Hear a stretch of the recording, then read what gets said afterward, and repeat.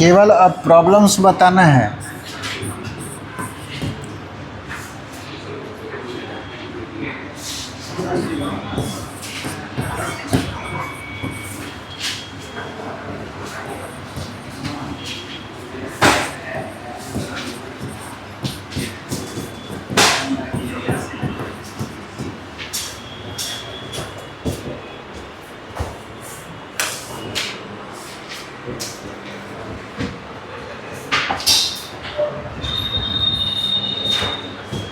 अच्छा, cot x का formula बता दिए थे, है ना। कॉट एक्स यानी कि इंटीग्रल ऑफ कॉट एक्स, ये बता दिए थे ना।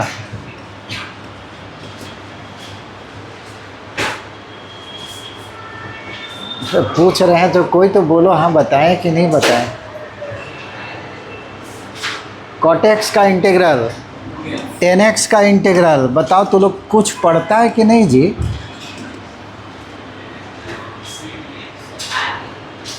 कॉट का होता है लॉग साइन एक्स और टेन का होता है लॉग सेक एक्स। ये दोनों का फार्मूला बता चुके हैं, वो फार्मूला है, सवाल नहीं। सवाल के रूप में भी पूछ सकता है। अब अगला जो है, दो फार्मूला और बच गया, पहले उसको हम बता देते हैं। Prove that integral of sec x, sec x का फार्मूला उस समय नहीं लिखाए थे, बराबर होता है log sec x plus ten x plus some constant होगा, और नहीं तो log tan of pi by 4 plus x by 2। ये दोनों में से कोई भी फार्मूला आप यूज कर सकते हैं। स्टार्टिंग में इसका नहीं बताए थे क्योंकि जस्ट ये जो है एक सवाल के रूप में भी पूछ सकता है, लेकिन अब बताने के बाद, इसके बाद जो सवाल आएगा वो डायरेक्ट इस फार्मूला को हम यूज करेंगे। तो सेक एक्स का इंटीग्रल होता है log sec x plus ten x, या log of 10 of pi by 4 plus x by 2।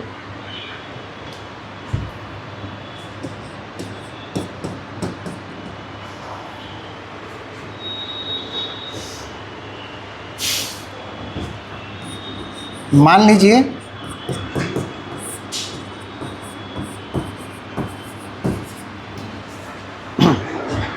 क्या ये आपको निकालना है।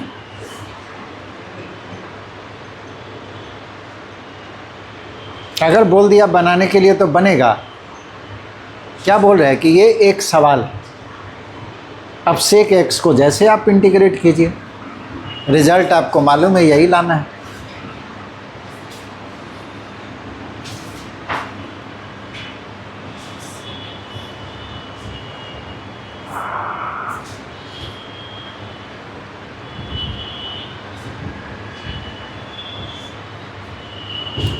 सेक का इंटीग्रल निकालने के लिए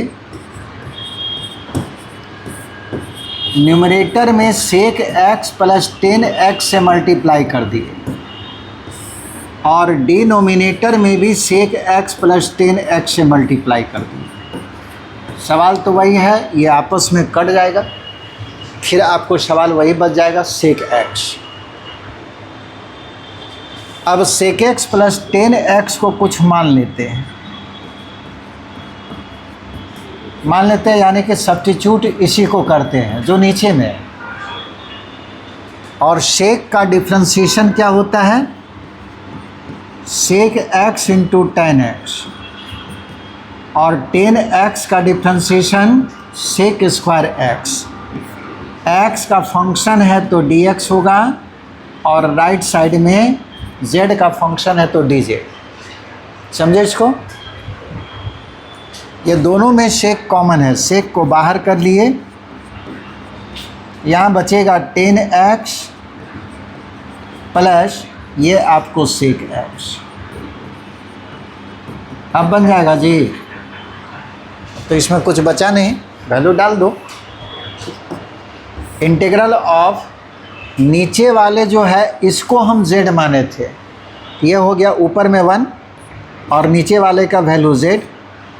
अब बचा हुआ क्या है, sec x into sec x plus 10x into d x. वही चीज़ देखिए यहाँ है, sec x into sec plus 10, sec plus 10 into d x.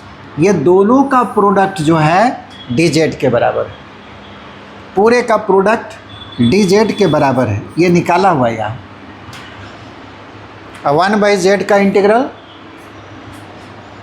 1/z का log z बराबर log और z का मान बैठा दिए जो आप माने थे सेक x प्लस 10x। एक तो फार्मूला आ गया।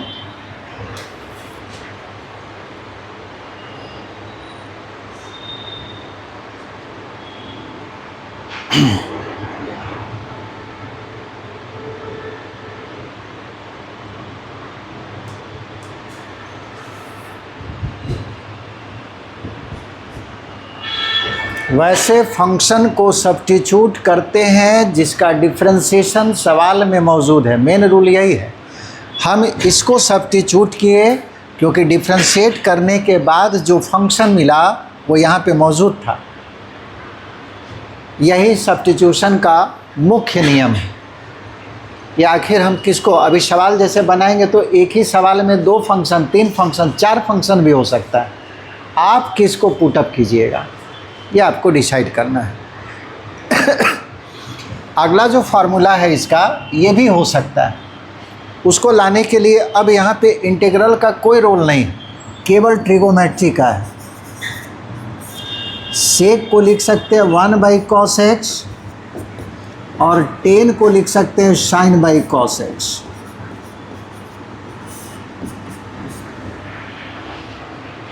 ठीक है, which imply is equal to log of LCM हो गया आपको cos x 1 plus sin x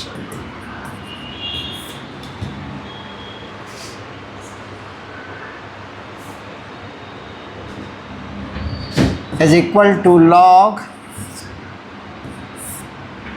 sin x का फॉर्मूला हमको मालूम है, 2 sin x/2 into cos x/2 और इस 1 के जगह पे उसका एंगल x/2 आया, लिख दिए cos स्क्वायर x/2 और प्लस sin स्क्वायर x/2 है ना। cos square theta plus sin square theta 1 हो जाएगा और sin x का फार्मूला लिखा हुआ है। cos x का भी फार्मूला होता है cos square x/2 minus sin square x/2। अच्छा, ये प्लस सी जोड़ते जाइएगा आप लोग, ठीक है। उस साइड में प्लस सी है।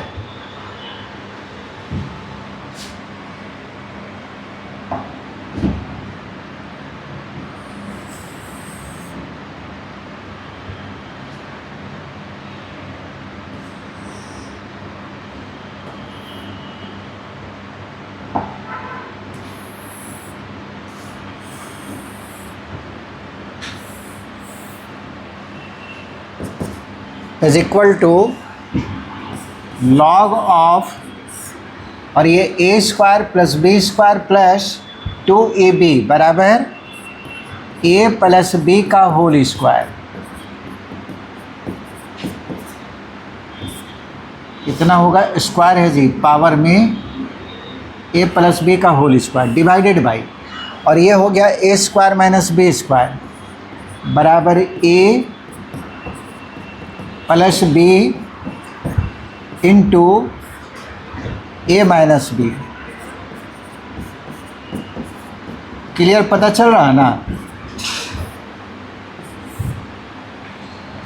यहाँ पे इसका होल स्क्वायर है, यही टर्म जो है 2 बार है, यहाँ 2 बार है, यहाँ 1 बार, 1 कट गया, 1 पावर कटा है, ठीक है, उसका पावर 2 था। इज इक्वल टू लॉग, ऊपर से cos को बाहर करें, cos को जब बाहर करेंगे तो ये हो जाएगा cos x/2 1 और इसमें कॉस है नहीं तो कॉस से भाग दीजिएगा तो साइन बाई कॉस 10x/2। नीचे में भी कॉस बाहर कर लिए तो cos x/2 को बाहर करेंगे तो यहाँ 1, और इसमें cos नहीं है तो cos से भाग देंगे तो ये भी होगा sin by cos 10x/2 plus c सब में था, ये कट गया। log ऑफ 1 के जगह पे लिख दिए 10π/4 प्लस 10x/2 बाई 1 माइनस, यहाँ पे कोई नंबर नहीं है तो 1 होगा, 1 के जगह पे 10π/4 और इंटू 10x/2। ये सब सवाल कुछ नहीं है, ऐसा कई बार हम लोग ला चुके हैं, बार बार यही आता है। 10a plus 10b 1 minus 10 into 10b बराबर लॉग 10a प्लस b π/4 और प्लस x/2। लो बताओ कैसे आएगा इससे।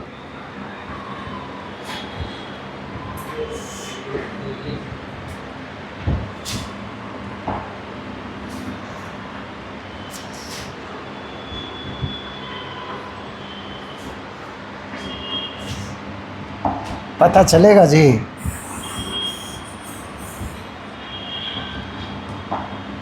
फाइनली जो आया है लॉग 10π/4 ए है और प्लस बी के जगह पे x/2 और प्लस सम कांस्टेंट। समझ गए? ये दोनों फार्मूला था।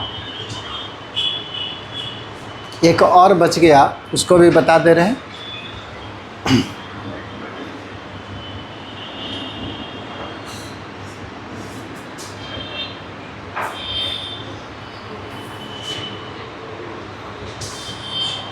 हो गया सबका?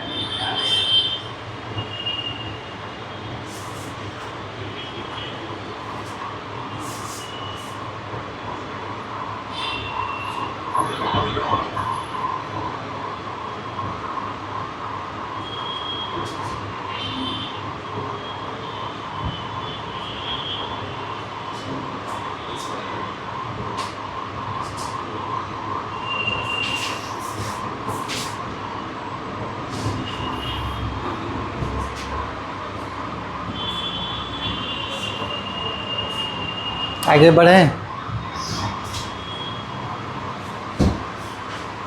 लड़का लोग बहुत आज एब्सेंट है।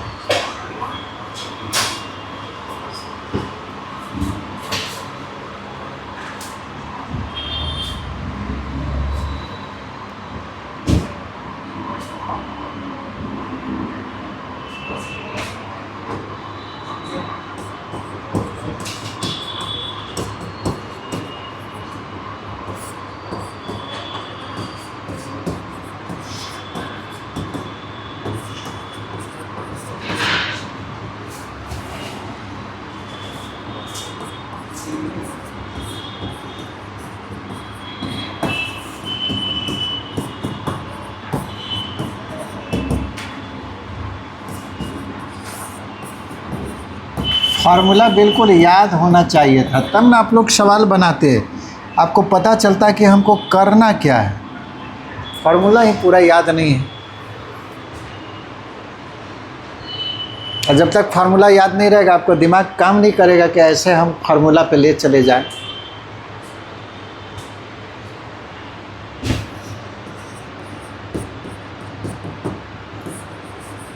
अब बताइए ये बनेगा कि नहीं? तो बन जाना चाहिए। अभी जस्ट हम ऐसा ही सवाल एक बता दिए शेक का। अब कोसेक का आपको बनाना है तो ये बन जाना चाहिए।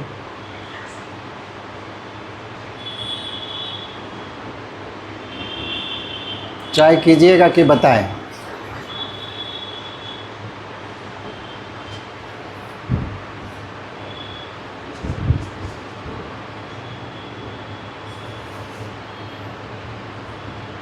रिजल्ट जब लिखा हुआ तो बहुत आसान है।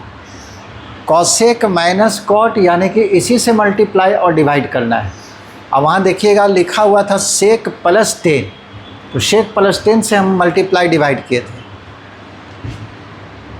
इसके नीचे आप लोग लिखिएगा इंटीग्रल ऑफ कॉसेक एक्स और cosec x minus cot x, इससे मल्टीप्लाई कर दिया, डिवाइड भी कर देंगे।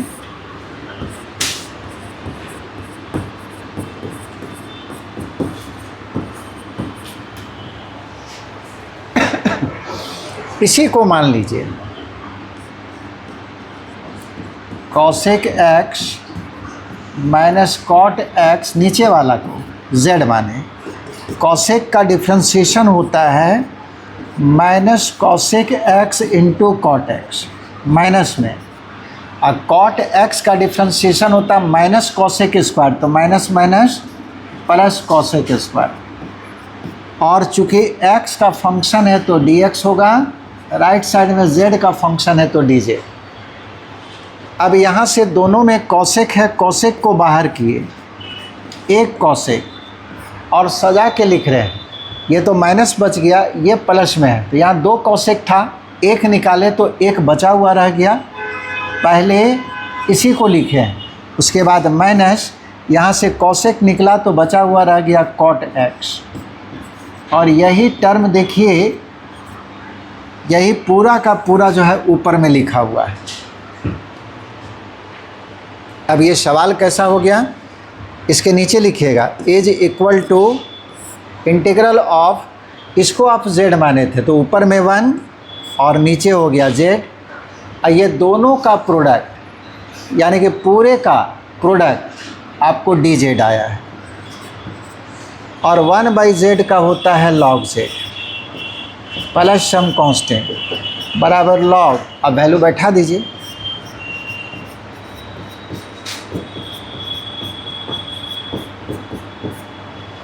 एक फार्मूला तो आपको प्रूफ हो गया।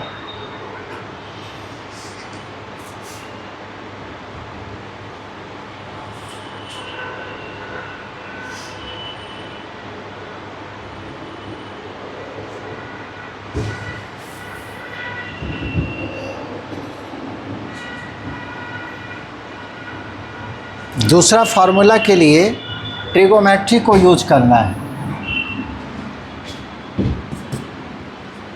लॉग कॉसेक एक्स को क्या लिख सकते हैं, 1/sin x, और कॉट एक्स को लिख सकते हैं cos x/sin x, cos theta बटे sin थीटा कॉट थीटा। एलसीएम लीजिए, लॉग ऑफ एलसीएम हो गया sin x, इससे डिवाइड करेंगे 1 को 1 से मल्टीप्लाई किए 1, उसी तरह से ये हो जाएगा cos x। देखिए रिज़ल्ट हमको 10 में लाना है, और फार्मूला यूज कीजिए, 1 माइनस कॉस को क्या लिख सकते हैं, 2 sin स्क्वायर x/2। ये सब केवल फार्मूला लिख रहे हैं, अब इसको अलग से हम क्या समझाएं, ये फार्मूला ही होता है। उसी तरह से sin x का फार्मूला होता है 2 sin x/2, जितना एंगल है उसका आधा। यह 2 कट गया और एक साइन कट गया, एक साइन इसलिए कट रहा क्योंकि एंगल सेम है, अगर एंगल अलग होता नहीं कटता। Is equal to log sine by cos कितना हो गया, 10।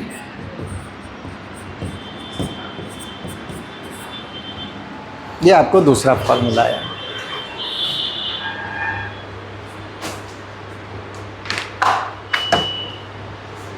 अब आपको सवाल है,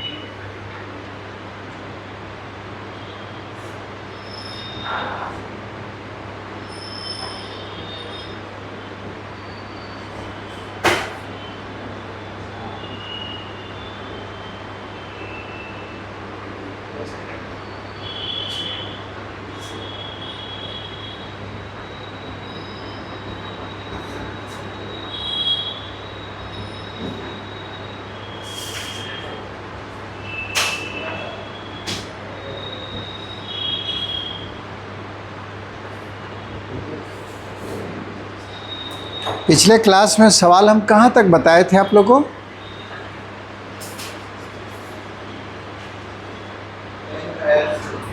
टेन का एफ, 11 का कोई सवाल नहीं बताया। अच्छा,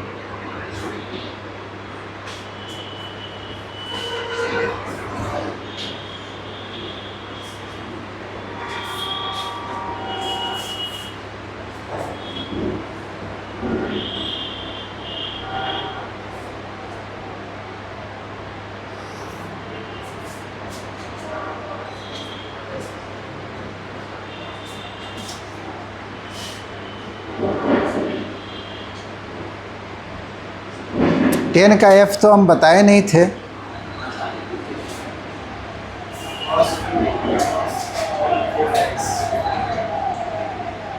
D x by sine x cos cube x होगा, है ना? साइन एक्स कॉस क्यूब, यही ना है?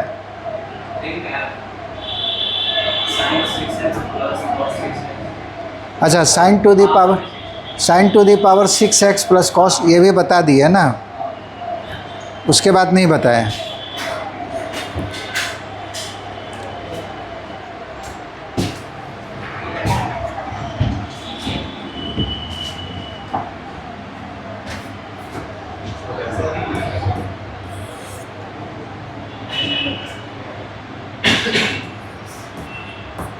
क्वेश्चन नंबर 11 का एक दो सवाल हम बता रहे हैं। ए नंबर दिया हुआ है tan square x into sec to the power 4x,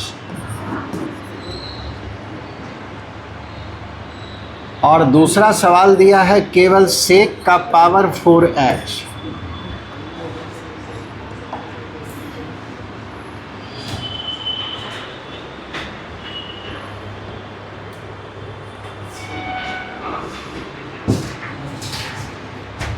क्या इंटीग्रेट होगा? मेथड आपको जितना हम पढ़ा दिए वही है। अब उसके बाद जो है, मतलब अभी जो आप सवाल बना रहे हैं उसका टोटल मेथड आपको बता दिया जा चुका है। अब आपको सोचना है कि ये सवाल कैसे बनाना है। अलग से कोई अब नया मेथड नहीं आएगा। फार्मूला अब मेथड कंप्लीट बता दिया गया। सवाल को देखकर बोलिए बनेगा या बताएं।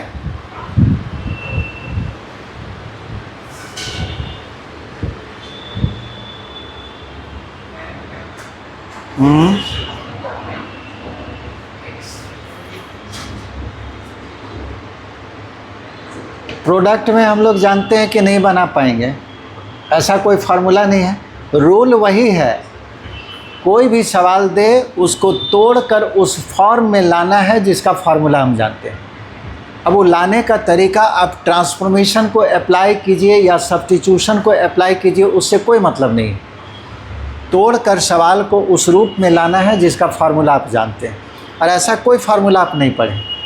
सेक एक्स 10x अगर रहता तो उसका इंटीग्रल क्या हो जाता? Sec x 10x।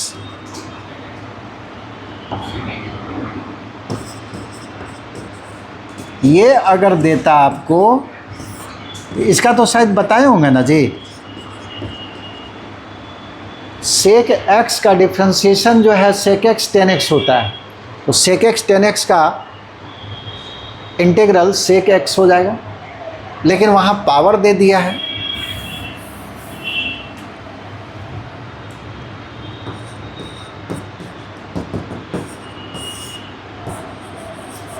ऐसा कोई फार्मूला नहीं है। अब इसको हम लोग तोड़ेंगे। सवाल उठता है कि किस तरह से तोड़ें। tan स्क्वायर एक्स और उसके साथ मल्टीप्लाई किया गया है सेक 4 का, लेकिन अगर हम 10x को मान लेते तो 10x का डिफ्रेंशिएशन होता है सेक स्क्वायर, यानी कि 2 सेक स्क्वायर को तो डिफ्रेंशिएशन में आ सकता है, लेकिन हमारे पास 2 नहीं बल्कि 4 है, तो वहाँ से 2 को हम अलग कर दिए। हमको ज़रूरत केवल 2 का ही पड़ रहा है, कि 10x को अगर z मान ले तो 10x का डिफ्रेंशिएशन सेक स्क्वायर, यानी कि dz को लाने के लिए हमको एक सेक स्क्वायर का ज़रूरत पड़ेगा और dx का। तो इसको दो पार्ट में तोड़े, sec square into sec square, sec square को बाहर किए और इसका ज़रूरत पड़ेगा। ये हमारा एक्स्ट्रा जो है सेक स्क्वायर हो जाता है। इस सेक स्क्वायर को फिर से हम लोग 10 में कन्वर्ट कर दिए। तो सेक स्क्वायर x को क्या लिख सकते हैं, 1 प्लस tan स्क्वायर x, है ना। और इसको रहने दिए हम लोग। ये सारा चीज़ आपको सोच कर करना है। ये हो गया tan स्क्वायर x plus 10 to the power 4x into sec square x। ठीक है। इंटीग्रल ऑफ, इसको गुना कीजिएगा तो क्या होगा जी, tan स्क्वायर x, यहीं पे बना दो ना, क्या दिक्कत है। tan स्क्वायर x plus 10 to the power 4x into sec square x। अब हम लोग 10x को मान लिए z, tan का differentiation sec square x, x का फंक्शन है तो dx बराबर dz। अब ये सवाल जो है 10x को z माने तो z का स्क्वायर, फिर 10x को z माने हैं तो z का power 4 into sec square dx, ये आपको dz आ गया। सवाल बिल्कुल सिंपल फॉर्म में आ गया। अब ये x to the power n के फॉर्म में चला गया। तो पहला फंक्शन को जब इंटीग्रेट करेंगे तो जितना पावर है उससे जितना पावर है उसमें 1 जोड़ देंगे और उसी पावर से भाग दिए। यहाँ भी जितना पावर है उसमें 1 जोड़िए और उस पावर से भाग दे दिए। मान बैठा दीजिए। z आप माने थे 10x को,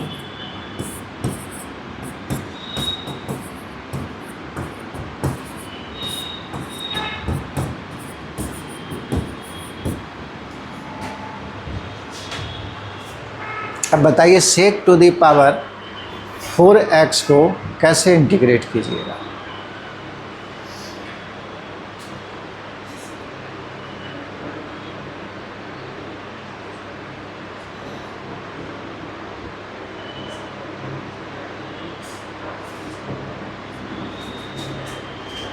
तो यही सब आपको सोचना है। दो जगह सेक स्क्वायर था लेकिन कन्वर्ट एक ही जगह कर रहे हैं और उसको छोड़े हैं जानबूझकर, क्योंकि हम चाहते हैं कि 10x को जब z मानेंगे तो उसका डिफ्रेंशिएशन सेक स्क्वायर, उसके बाद हम इसको यूज करेंगे।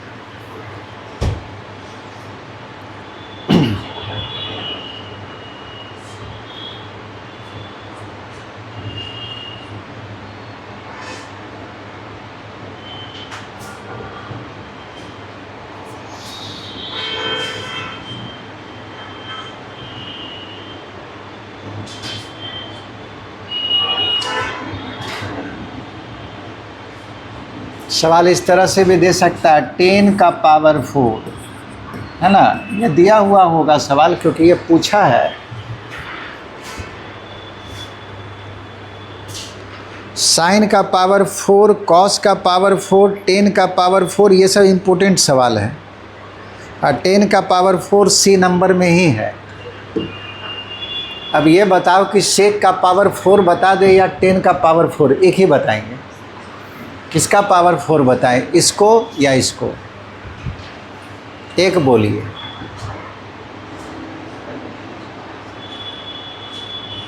बना।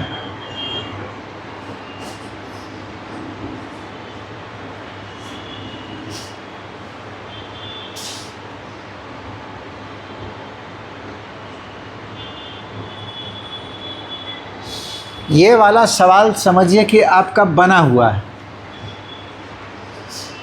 यही ना। इसको हटाते चल जाइए, ये 10 एक्स्ट्रा हटाते चल जाइए।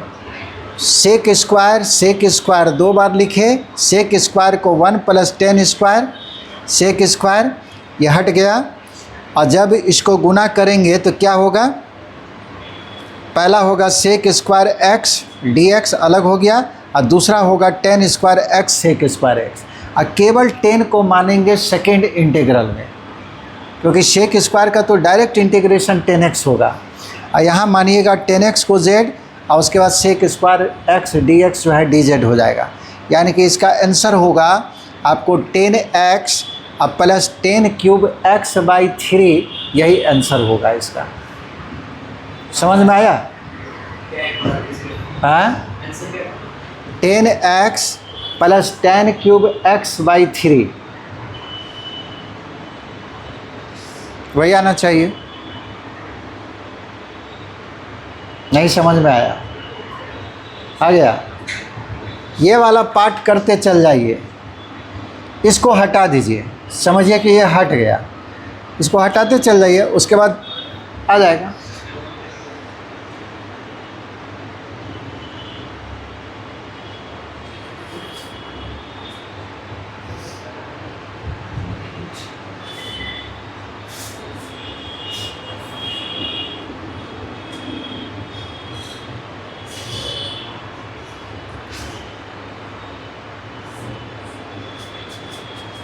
बन गया?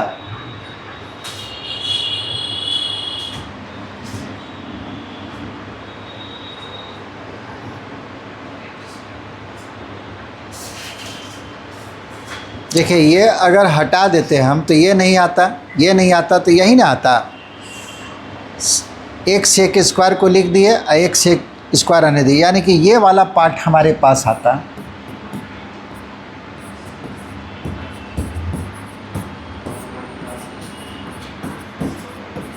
सेक 4 को हम बनाते, यहाँ से स्टार्ट करते, इसको गायब कर देते, और इस पार्ट को हम लिख दिए 10 स्क्वायर, जो यहाँ था उसको हटा दिए। यही सवाल है, समझिए। अब इसको जब मल्टीप्लाई कीजिएगा तो पहला इंटीग्रल क्या होगा, सेक स्क्वायर एक्स, इसका तो फार्मूला हमको मालूम है। अब दूसरा इंटीग्रल क्या होगा, 10 square x sec square x. इसका तो आप डायरेक्ट फार्मूला जानते हैं, 10x होता है।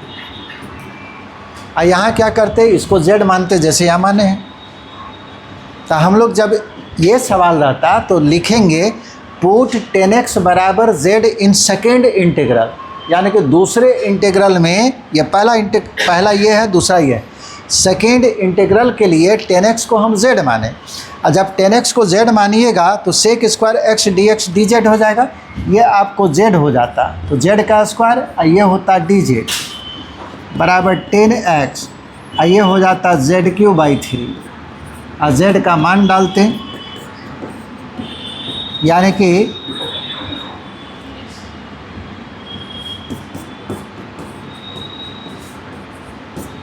ये आपको आंसर होगा। यहाँ से मान लीजिए जो स्टूडेंट नहीं बनाए हैं, आप यहाँ से लिख सकते हैं, ये फिर ये दोनों, फिर ये दोनों, ठीक है। अब वो लिखा हुआ है, ये वाला केवल हटाते चल जाना है।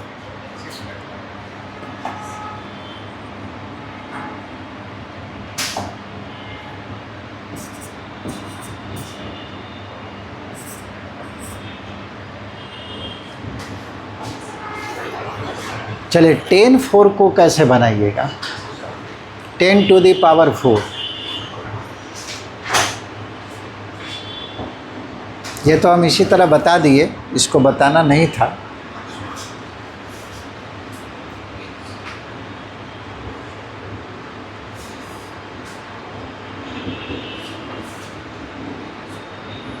आगे बढ़े।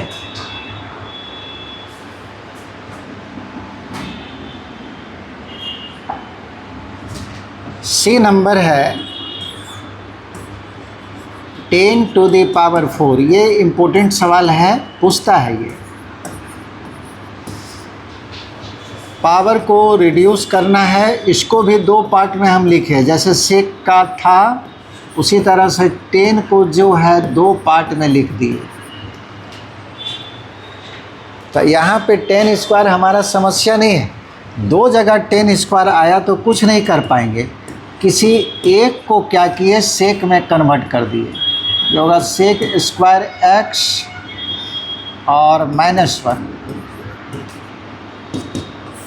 इसको मल्टीप्लाई कीजिएगा तो आएगा tan square x into sec square x, पहला फंक्शन, ठीक है, इंटू dx रहेगा, और दूसरा में जब tan स्क्वायर से मल्टीप्लाई करेंगे तो ये आ जाएगा। समझ में आया? tan square x into sec square x, ये तो तुरंत बन जाएगा। यहाँ अभी समस्या है तो इसको फिर से लिख दिए सेक स्क्वायर एक्स -1। अब तो सिंपल हो गया।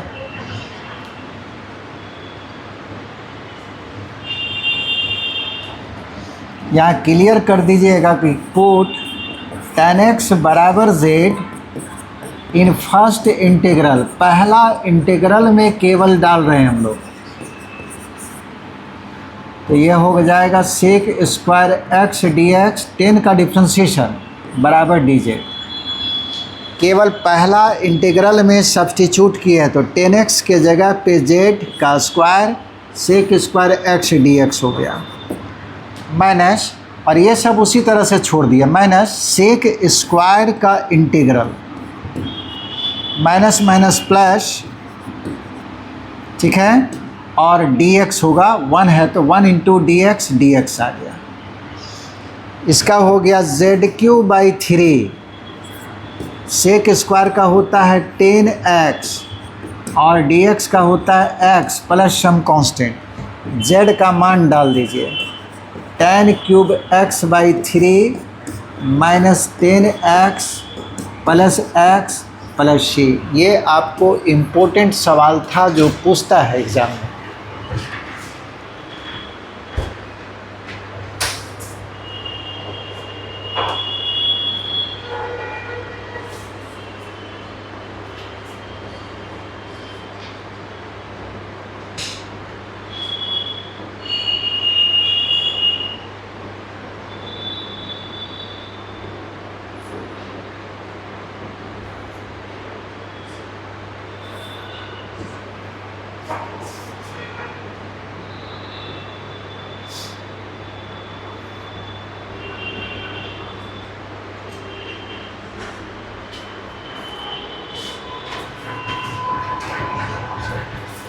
हो गया।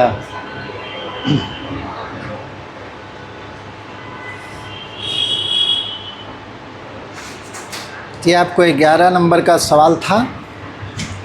अब चलिए 12 नंबर में। अभी तक जो है sec x, cosec x, cot x और आपको 10x, इसका इंटीग्रल ज़्यादा यूज़ नहीं किए हम लोग।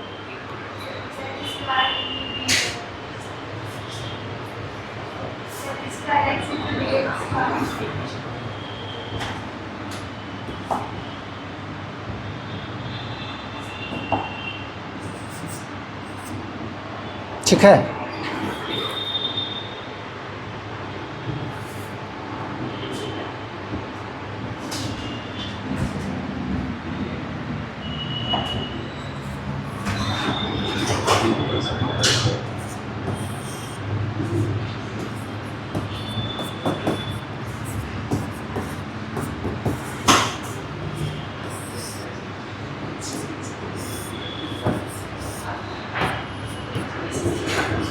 ऐसा सवाल लगता है हम पहले भी बता चुके हैं। ये वाला देखो तो,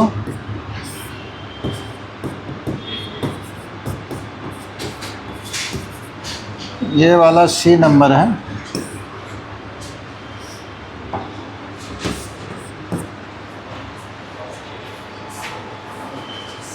बन जाएगा।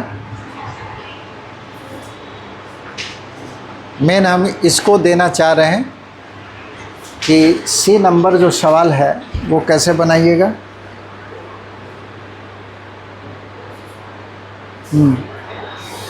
ठीक है, 1/√1 प्लस cos 2x या cos x या माइनस भी दे सकता है सवाल। तो क्वेश्चन नंबर 12 में बी में बीच में माइनस है और सी वाला सवाल ये है। डी का थोड़ा सा अंतर होगा, वहाँ से बताएंगे फिर। एक्चुअली में बिहार बोर्ड में इस तरह का सवाल पूछता है, जो ऊपर में देख रहे हैं वो बीच में प्लस देगा माइनस देगा, मतलब छोटा छोटा सवाल वो पूछता है। इस तरह का सवाल हम ट्रांसफॉर्मेशन जो बता रहे थे उस समय भी आप देखिएगा बताए होंगे। हाँ, ये अलग हो सकता है कि यहाँ पे एंगल जो है हो सकता है एक्स हो या कुछ और हो, लेकिन बताएं सवाल प्लस में भी हो सकता है माइनस में भी हो सकता है। ये आपको सवाल है। एग्ज़ाम में एंगल आपको चेंज कर सकता है। तो जब सवाल कॉस में रहता है, प्लस में चाहे माइनस में, तो इसका तो डायरेक्ट हम फार्मूला जानते हैं। और 1 + cos 2x का फार्मूला होता है 2 cos स्क्वायर x/2। x/2 नहीं होगा, यहाँ एंगल का आधा होता है, तो यहाँ 2x है, यहाँ x ही होगा। अगर वहाँ x देता तब यहाँ x/2 आ जाता। सवाल ऐसा बन गया।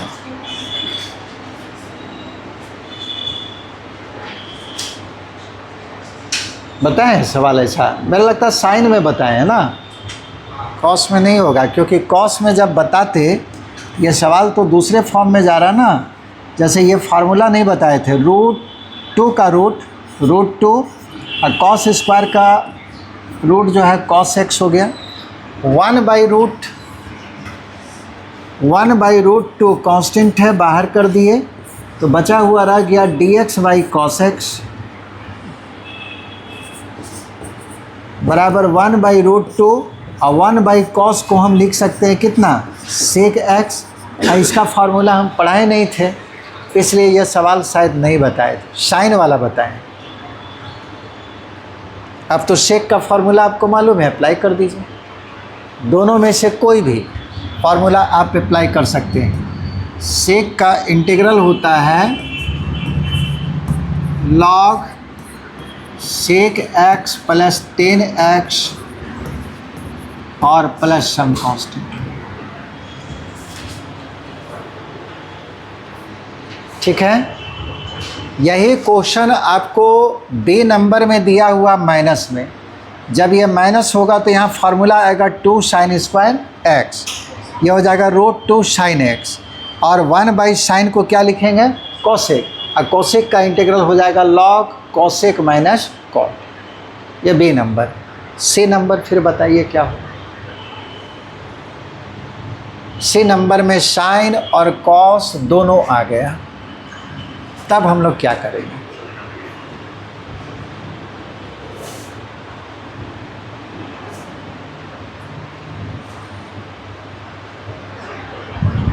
इस तरह का सवाल सीबीएसई बोर्ड में देगा, सब अरेंज करके बिल्कुल लिखा हुआ है कि कौन बिहार बोर्ड में कैसे आता है।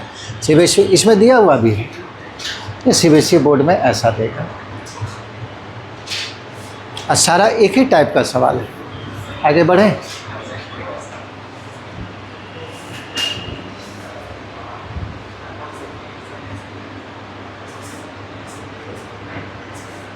सवाल जो sin x + cos x दिए हैं वो ऐसे भी दे सकता है, 3 sin x 4 cos x। ठीक है, सीबीएसई बोर्ड में जो बताएं ऐसा नहीं कि वही देगा, ऐसे दे दिया, फॉर्म वही है। यहाँ पे a का वैल्यू 1 है, b का वैल्यू 1 है, a का वैल्यू 3 है, b का वैल्यू 4 है। सवाल मतलब कहने का मतलब इस तरह का, यानी कि ऐसा सवाल, ये फॉर्म का सवाल जो है आपको वहाँ देगा।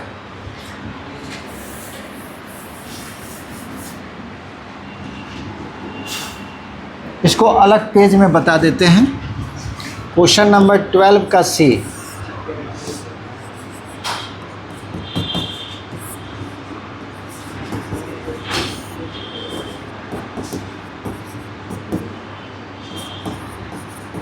सवाल का जो फॉर्म रहेगा वो ऐसा होगा,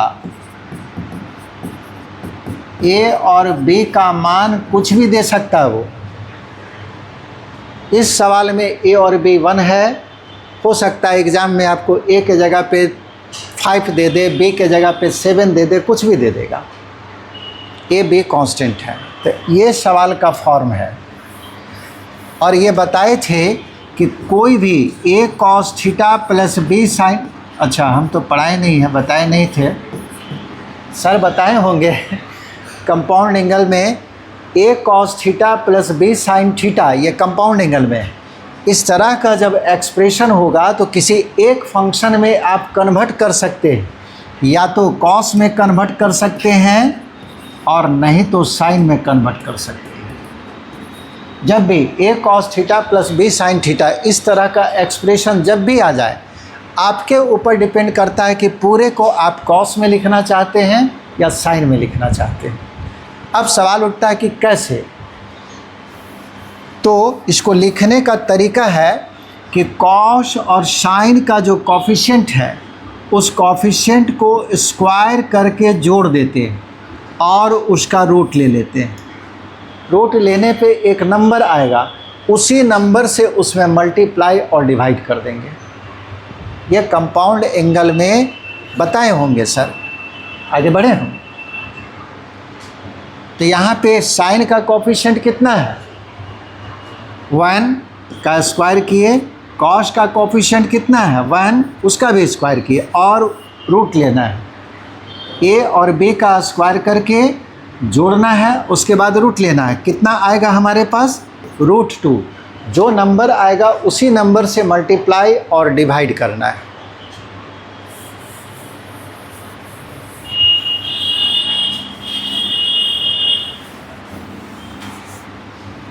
तो ये हम लोग को पता चल गया कि √2 आ रहा, तो हम अंदर में √2 से मल्टीप्लाई किए और √2 से डिवाइड कर दिए। ये आपको पता चल गया कि √2 आया कैसे।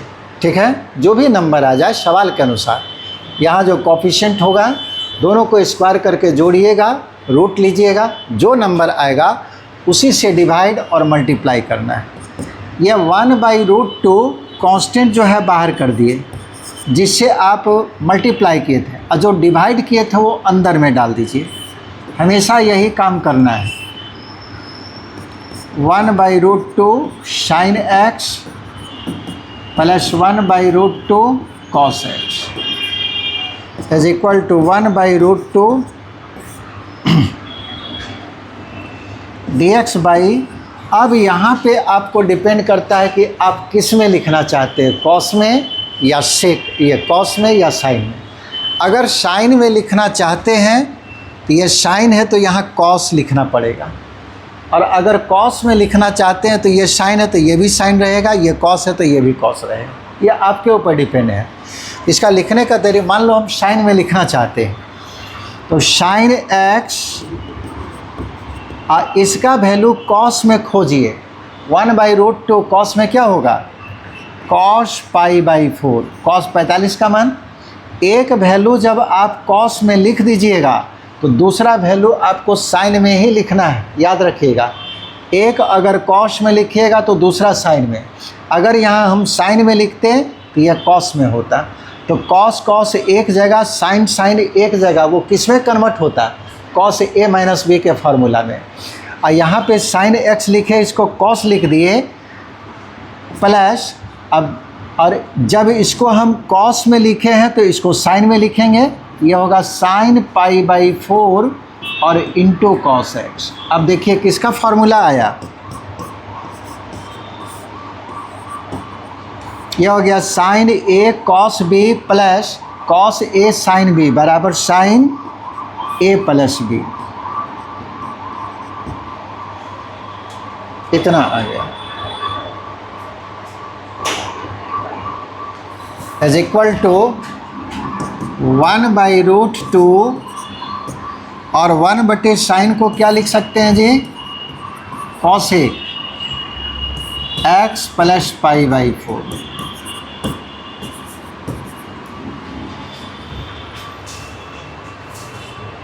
कॉसेक का तो आप फार्मूला जानते हैं, कॉसेक x का फार्मूला क्या होता है, log ऑफ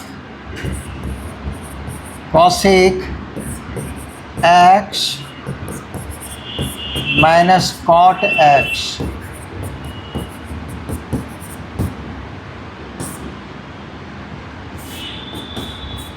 ब्रैकेट बदल सकते हैं, डबल ब्रैकेट दे दिए हैं, वैसे कोई फ़र्क नहीं पड़ता है।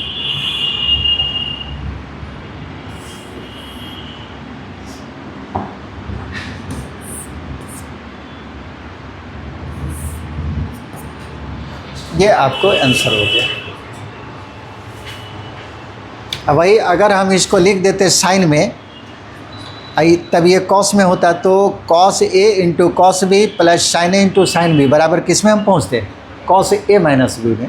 ये आ जाता है कॉस ए माइनस बी, और उसके बाद वो शेक में चला जाता है, शेक में हम लिखते हैं उसका रिजल्ट। तो एक ही सवाल का आंसर जो है, मान लीजिए ऑब्जेक्टिव क्वेश्चन अगर दिया तो ये कोई ज़रूरी नहीं कि वो रिजल्ट जो है कॉसेक में डाल दे, हो सकता है कि वो शेक में बना के आपको दे दें। तो आपको दोनों प्रोसेस आना चाहिए। हो गया। अब आइए मेन सवाल में जो दोनों बोर्ड में पूछता है, ये दोनों के लिए आप कॉमन बता रहे हैं। 2-3 सवाल जो बताएंगे तो दोनों बोर्ड के लिए कॉमन है, और ये पूछा हुआ सवाल सब होगा।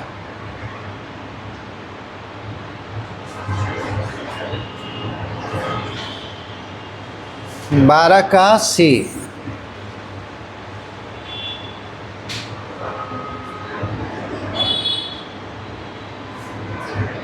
हो गया जी।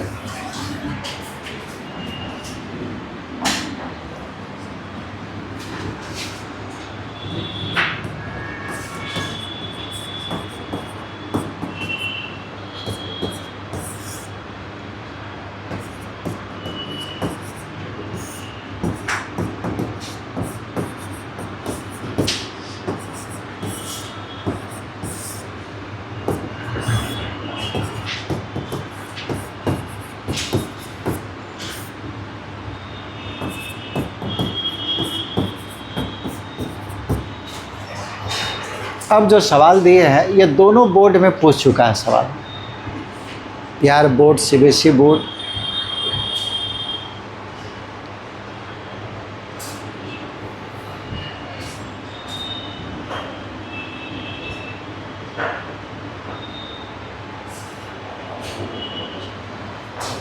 इस सवाल को ट्रांसफॉर्मेशन से और मेथड ऑफ सब्स्टिट्यूशन से, दोनों मेथड से आप बना सकते हैं।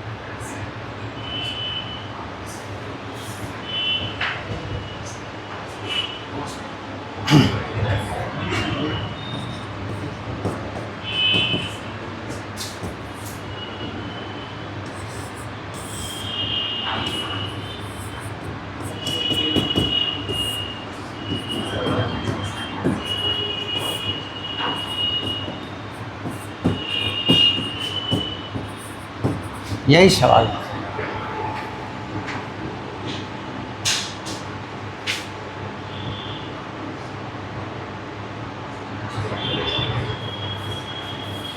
सवाल आपको देगा 1/sin x into sine Y, जो भी दे, जैसे 1/sin x minus alpha sign x minus beta, या साइन बाई साइन।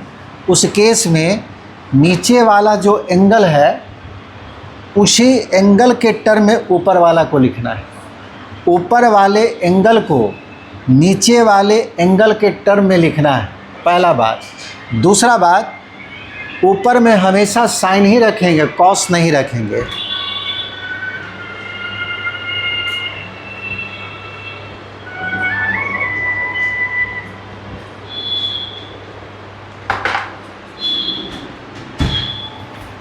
ठीक है, तो हम लोग क्या किए, ऊपर वाले एंगल को नीचे वाले एंगल के टर्म में लिखे। तो यहाँ पे x माइनस अल्फ़ा है तो इसको x माइनस अल्फ़ा बना दिए। और मैथ का नियम है कि कुछ एक्स्ट्रा नहीं कर सकते हैं, तो फिर हम अल्फ़ा को जोड़ भी दिए। या minus alpha plus alpha cut जाएगा ना। सिर्फ हम इतना देख रहे हैं कि नीचे में x माइनस अल्फ़ा है तो x माइनस अल्फ़ा बना दिए। ये जब एक्स्ट्रा हम लिखे तो उसको हटाने के लिए प्लस अल्फ़ा ले लिए। ठीक है, जो ऊपर में है वही नीचे में है। तो दो चीज़ बताएं, इस तरह का जब भी सवाल दे तो डिनोमिनेटर में जो ट्रिगोनोमेट्रिकल फंक्शन का एंगल होगा, न्यूमरेटर में एंगल को उसी टर्म में लिखना है। दूसरी बात, न्यूमरेटर में हमेशा साइन को ही रखना है, चाहे नीचे में दोनों कॉस क्यों ना दे दे, जैसे यहाँ भी कॉस देता, यहाँ भी कॉस देता, ऊपर में हम साइन ही रखेंगे। अब इस पूरे को आप ए समझ लीजिए और इसको बी समझ लीजिए। कितना होगा? साइन ए प्लस बी बराबर क्या होता है जी? Sine a into cos b plus cos a into sine b. ठीक है, इसको ए समझ लिए इस पूरे को, और ये बी, तो साइन ए प्लस बी का फॉर्मूला यूज किए और नीचे में जो है लिख दिए।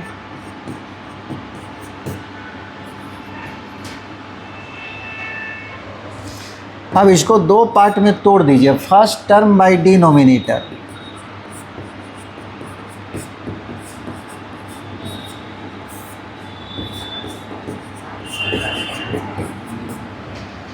Plus second term by denominator.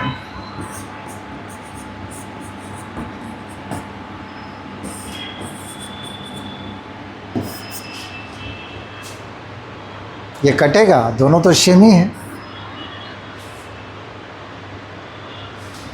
बचा कितना?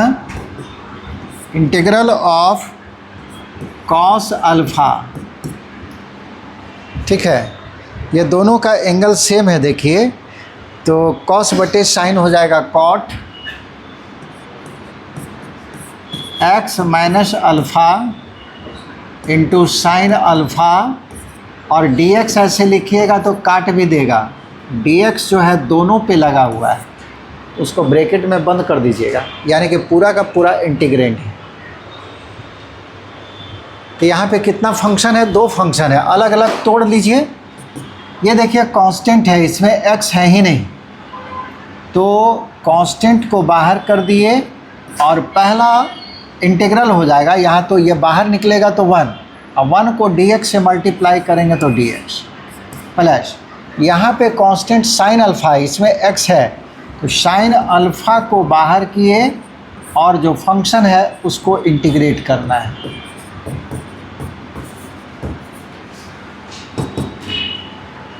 अब इंटीग्रेट कर लीजिए, अब तो उसमें कुछ बचा नहीं।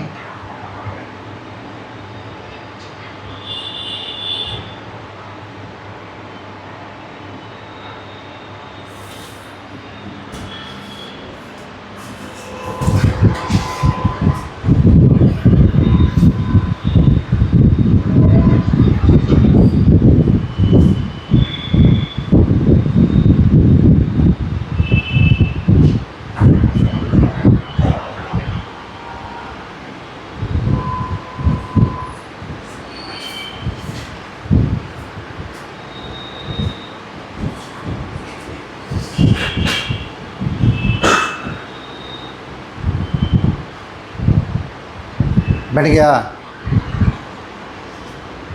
इंटीग्रेट करके बताइए तो कितना आ रहा है?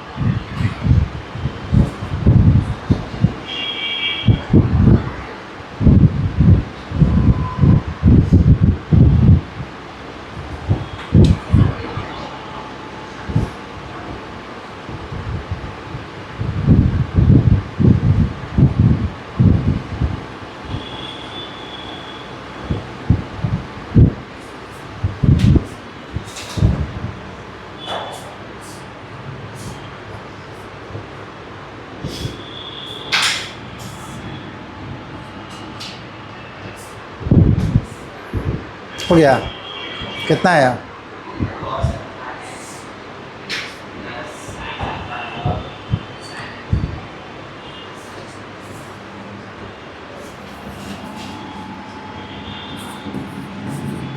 कॉस अल्फ़ा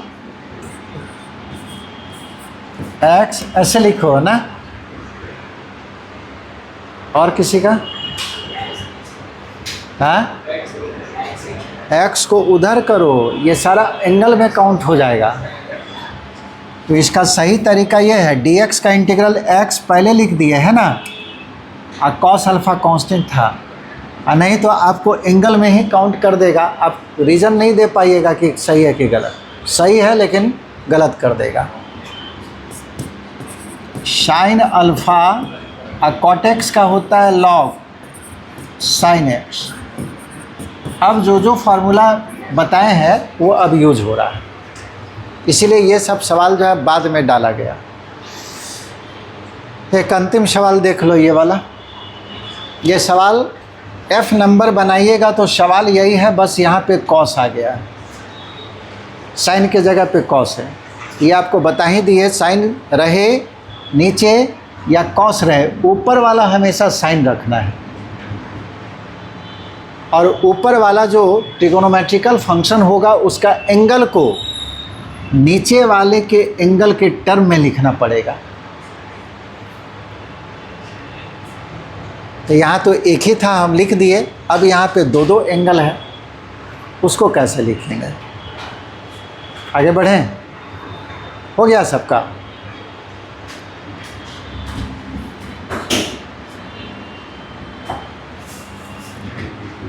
तो क्वेश्चन नंबर कितना था जी? 12 का ई, भूल गए? 12 का ई है, हाँ? ए है कि डी है? चलिए यही सवाल है।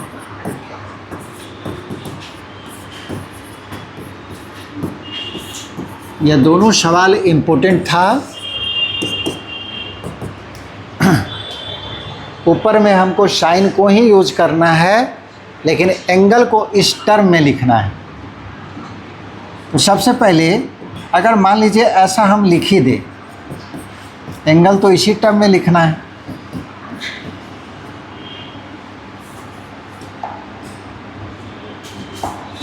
कोशिश कीजिएगा उसमें फंक्शन ना बचे, ये तो है कांस्टेंट, वहाँ x नहीं बचने देना है। तो हम लोग दो एंगल देख रहे हैं, x minus alpha, x minus beta, और ऊपर में साइन में ही लिखना है। तो साइन को लिख दिया sine x minus alpha x minus beta.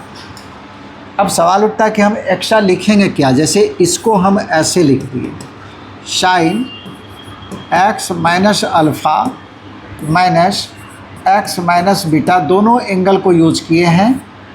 अब बाई नीचे में जो है रहने दिए।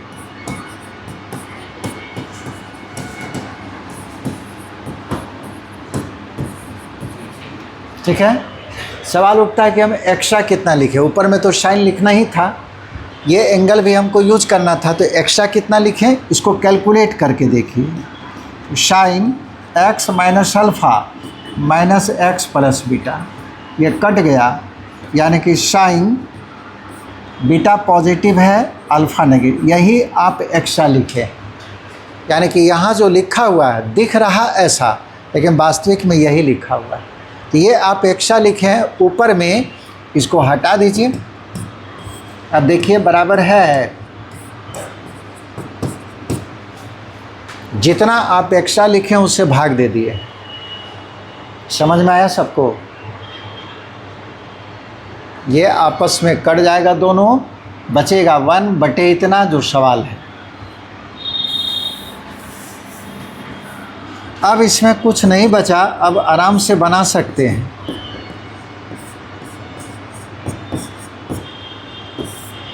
इसको ए समझ लीजिए, इसको b. Sine a minus b बराबर sine a into cos B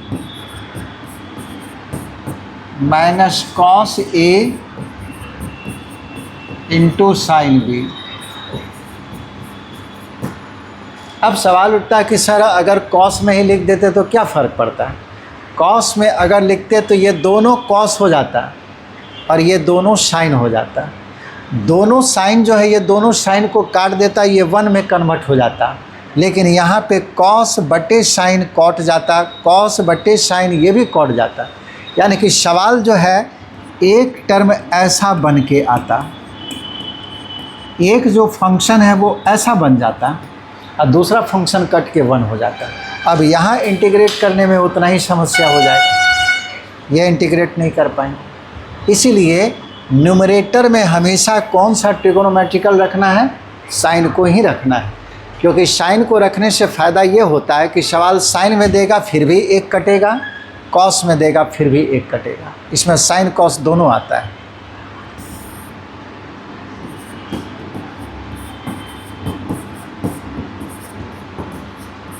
नीचे में जो है वही लिख दिया है।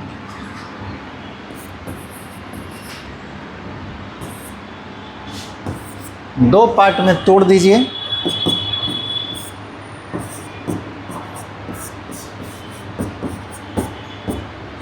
Integral of first term by denominator, पहला टर्म यानी कि sine of x minus alpha cos of x minus beta, और डिनोमिनेटर में है sine of x minus alpha sine of x minus beta, minus और सेकेंड टर्म बाय डिनोमिनेटर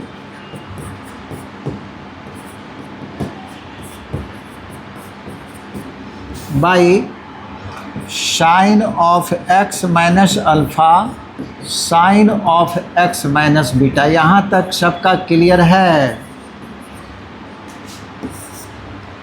समझ रहा है कि तू लोग केवल नोट्स बना रहा जी?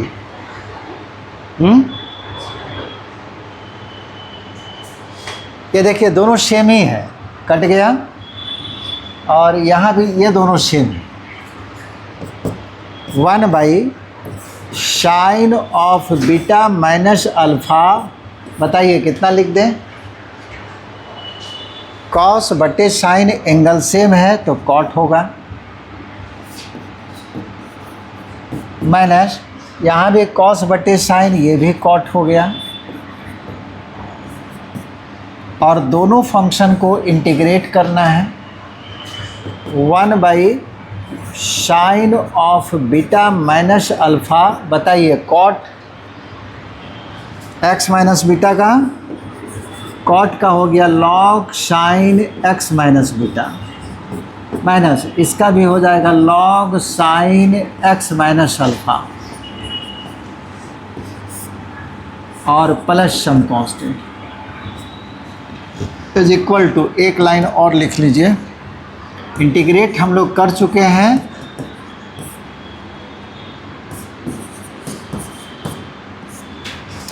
और इसको हम लोग लिख दिए log m minus log n, ठीक है। log m minus log n कितना होता है? log m by n, m के जगह पे sine of x minus beta, और बाई n के जगह पे sine of x minus alpha. ये आपको सी है।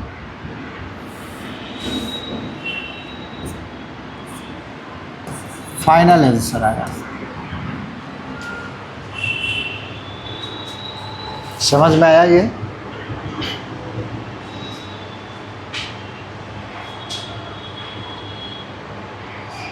ये दोनों सवाल डी नंबर ए नंबर दोनों इम्पोर्टेंट है, दोनों एग्ज़ाम में पूछा हुआ है और दोनों बोर्ड में पूछा हुआ है, जिस बोर्ड में आप पढ़ते हो। एक सवाल और इस पर दिया हुआ है कॉस वाला, उसको बनाइएगा। सवाल यही है, यहाँ कॉस है, यहाँ कॉस है, ऊपर में बस साइन कर देना है, ऊपर साइन ही रखना है हमेशा।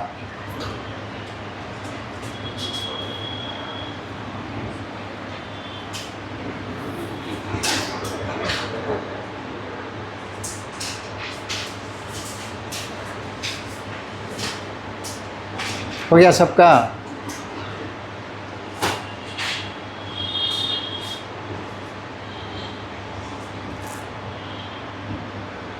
हो गया जी?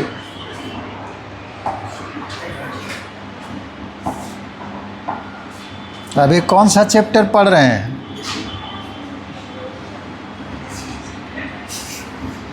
हैं?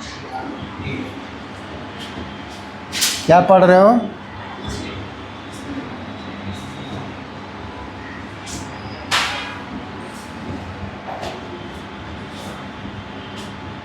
बोलता कोई नहीं है जी कि क्या पढ़ रहा है। इंटीग्रेशन। हाँ, हम पूछ रहे हैं कौन सा चैप्टर पढ़ रहा है, बोला सीट बोल दीजिए।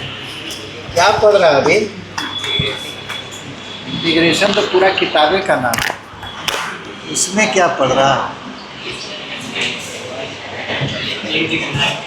इंटीग्रेशन तो अभी जो है 15-20 क्लास में इंटीग्रेशन